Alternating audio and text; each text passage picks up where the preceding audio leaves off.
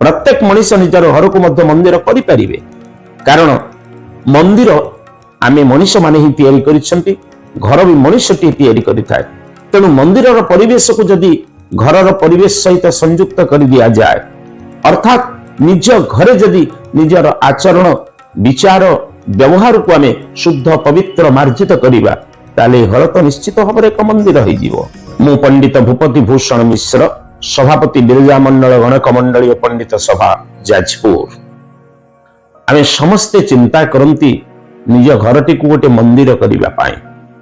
जदिओ मंदिर शब्दर अन्य एक अर्थ मध्य घर ते विशेष करी देवता रहुथुवा स्थान को आमे मंदिर बोली कहि थाउ एवं सेही मंदिर को आमे निज घरर परिवेश सहित संयुक्त करिया पई चेष्टा करि थाउ तार कारण होउची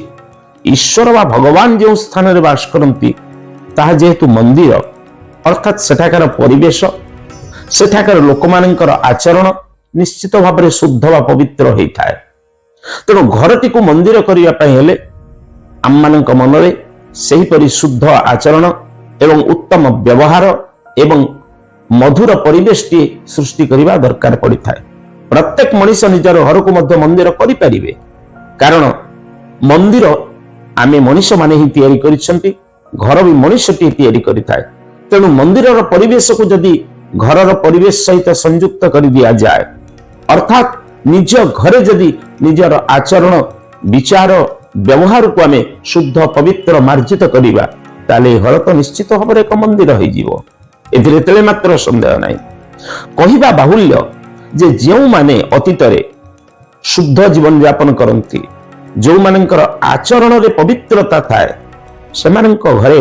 निश्चित भाव रे गोटे मधुर परिवेश सुसंपर्क गढ़ी उठी थाए एवं वैकुंठ समान आहा अटे सही घर परस्पर स्नेह जही थाए निरंतर गोटे परिवार में बास करुवा समस्त सदस्य यदि परस्पर को भल पाती अंतर रे कौन सी प्रकार घृणा व विकार भाव न नहीं परस्पर प्रति स्नेह श्रद्धा ममता आत्मीयता भितर बढ़ती ताले सही घर ही हुए मंदिर किंतु मंदिर आकृति रे घरटी को तैयारी करदेले घर के मंदिर हुए ना तार प्रकृति रे परिवर्तन आनिबार आवश्यकता थाए तेणु वैकुंठ परि निजर घरटी को सजाड़िया पई हेले परस्पर भितर स्नेह संप्रीतिर भाव रहिबा दरकार। एई स्नेह संप्रीति भाव आसीबा पई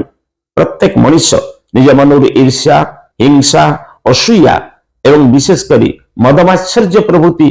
6टी शत्रु को मनरु प्रथमे दूर करने दरकार एवं सेतिक बेले तो मनुष्य निजे देवत्व लाभ करिवो मनुष्य भी देवता हो जीवो कारण जेतबेले ता मन रे दिव्य ज्ञान उदय हुए से देवत्वर आसन अधिकार करिथाए एवं जोटी देवत्वर आसन मनुष्य अधिकार करे से गृह तो देवता मानकर वासस्थली अर्थात मंदिर हो जाइथाए। एणु प्रत्यक्ष भाव में आपण माने विचार कले जानि परिबे जे ए समाज रे